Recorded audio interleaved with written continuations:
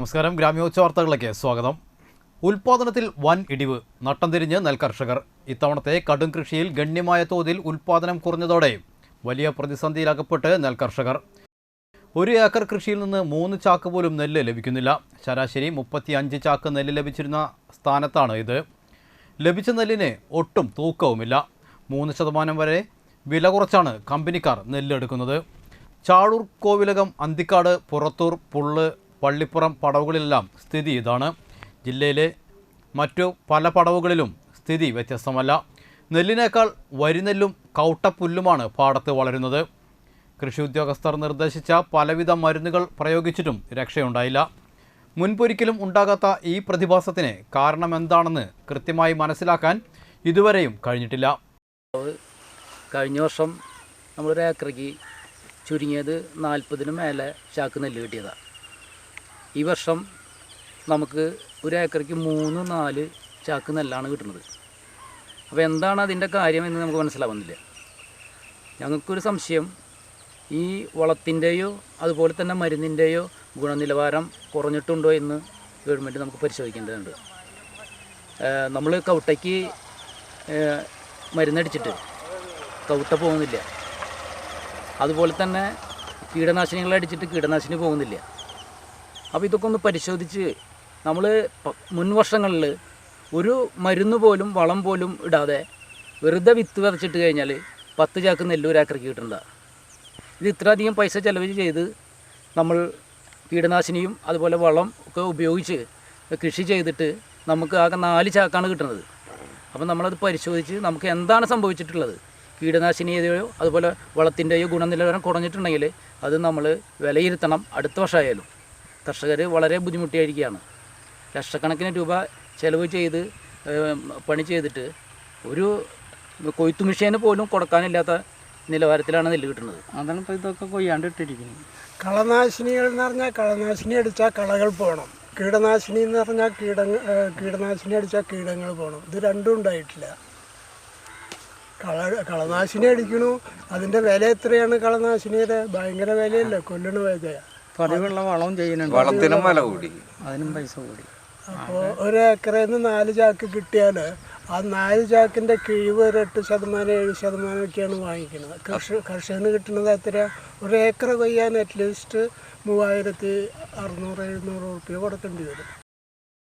ഇത് സംബന്ധിച്ച് വിശദമായ പഠനം നടത്തി പരിഹാരം കാണണമെന്നാണ് കോവിലകം പാടശേഖര president KB Prasad Kumar, secretary Muraleedharan CK, treasurer Vinod TB, നെൽകർഷകരായ ഗോപി നെല്ലിപ്പറമ്പിൽ, ധർമ്മൻ കല്ലുങ്ങൽ, പ്രഭാകരൻ പാറേക്കാട്ട് എന്നിവർ ആവശ്യപ്പെടുന്നത്. കീടരോഗയ്ക്ക് മാത്രമാണ് ഇൻഷുറൻസ് പറയുന്നത്. അത് മാറ്റിക്കൊണ്ട് പുല്ലും വരിയും മുളച്ച് ഇങ്ങനെ കൃഷി നശിക്കുമ്പോൾ ആ ഇൻഷുറൻസിൽ ഉൾപ്പെടുത്തിയിട്ട് സഹായം കിട്ടണം.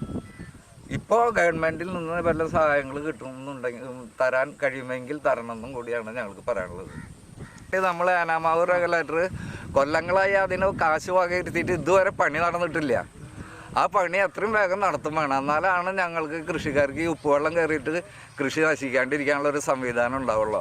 ഇപ്പോൾ നമ്മൾ അതിനൊരു വളയം കെട്ടൽ കെട്ടും, അതിന് ലക്ഷങ്ങളാണ് കാശ്. അത് എല്ലാ കൊല്ലം ആ വളയം പൊട്ടിക്കും, കെട്ടും. ഇങ്ങനെയാണ് നിൽക്കുന്നത്. അതിൽ നിന്നൊരു മാറ്റം വരും വേണം.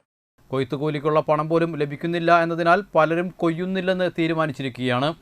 കൃഷി ഉദ്യോഗസ്ഥർ പാടത്ത് നേരിട്ടെത്തി കാര്യങ്ങൾ മനസ്സിലാക്കാൻ ശ്രമിക്കുന്നില്ലെന്നും കൃഷിക്കാർക്ക് പരാതിയുണ്ട്.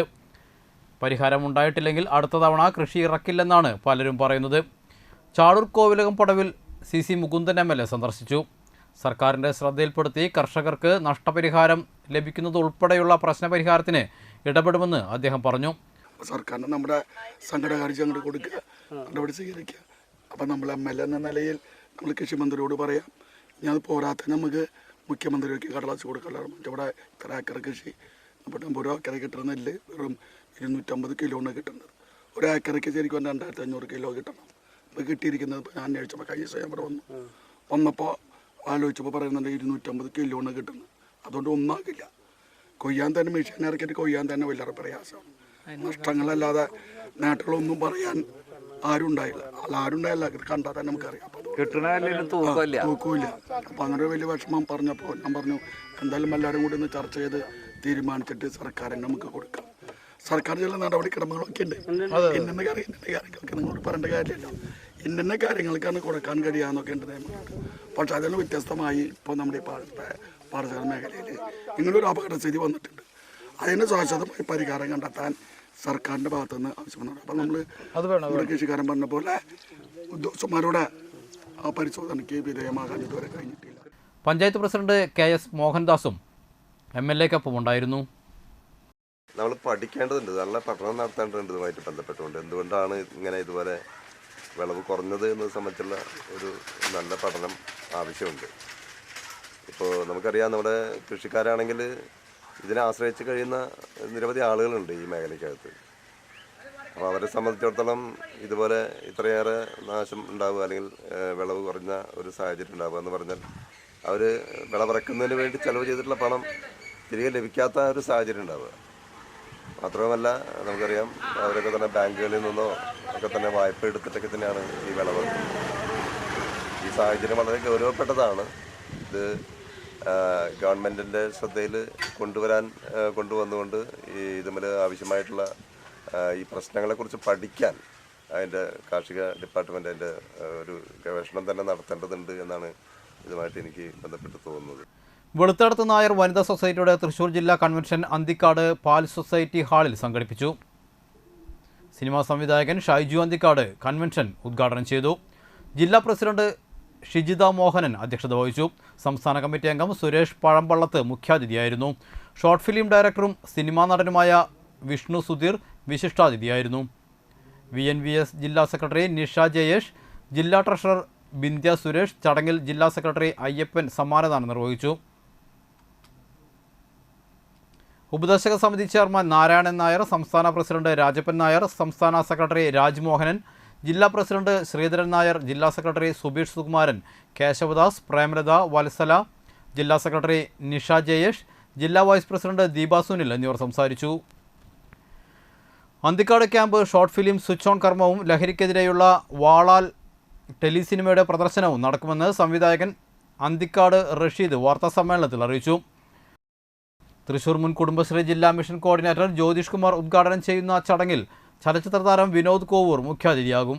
അന്തിക്കാട്ടെ നടനും ഗാനരചയിതാവുമായിരുന്ന അന്തരിച്ച വാക്കറെ ബഷീറിൻ്റെ 2 ഗാനങ്ങളുടെ പ്രകാശന കർമ്മം ഡോക്ടർ ശിവദാസൻ അന്തിക്കാടും ഷോർട്ട് ഫിലിമിൻ്റെ സ്വിച്ച് ഓൺ അവണങ്കാട്ടിൽ കളരി അഡ്വക്കേറ്റ് AU രഘുരാമ പണിക്കരും നിർവഹിക്കും. തൻ്റെ കലാജീവിതത്തിന് പിന്തുണ നൽകി പ്രോത്സാഹിപ്പിച്ച വിശിഷ്ട വ്യക്തികളെയും ചടങ്ങിൽ ആദരിക്കുമെന്നും അന്തിക്കാട് റഷീദ് പറഞ്ഞു. വേണാട് എക്സ്പ്രസ് യാത്രക്കാർക്ക് സങ്കട വാർത്ത. മെയ് 1 മുതൽ വേണാട് എക്സ്പ്രസ് എറണാകുളം സൗത്ത് സ്റ്റേഷനിൽ എത്തില്ല. ഷൊർണൂരിൽ നിന്ന് തിരിച്ചുള്ള സർവീസിലും സൗത്ത് സ്റ്റേഷനിൽ എത്തില്ല. ഇതോടെ എറണാകുളം നോർത്ത് ഷൊർണൂർ റൂട്ടിൽ വേണാട് എക്സ്പ്രസ് നിലവിൽ എത്തുന്നതിനേക്കാൾ 30 മിനിറ്റ് മുൻപേ ഓടും. തിരിച്ചുള്ള യാത്രയിൽ എറണാകുളം നോർത്ത് മുതൽ തിരുവനന്തപുരം വരെ എല്ലാ സ്റ്റേഷനിലും 15 മിനിറ്റോളം നേരത്തെ എത്തും. ഇതോടെ എറണാകുളത്ത് നിന്നും 9:50 പുറപ്പെടുന്ന ട്രെയിൻ 12:25 ഷൊർണൂരിൽ എത്തിച്ചേരും.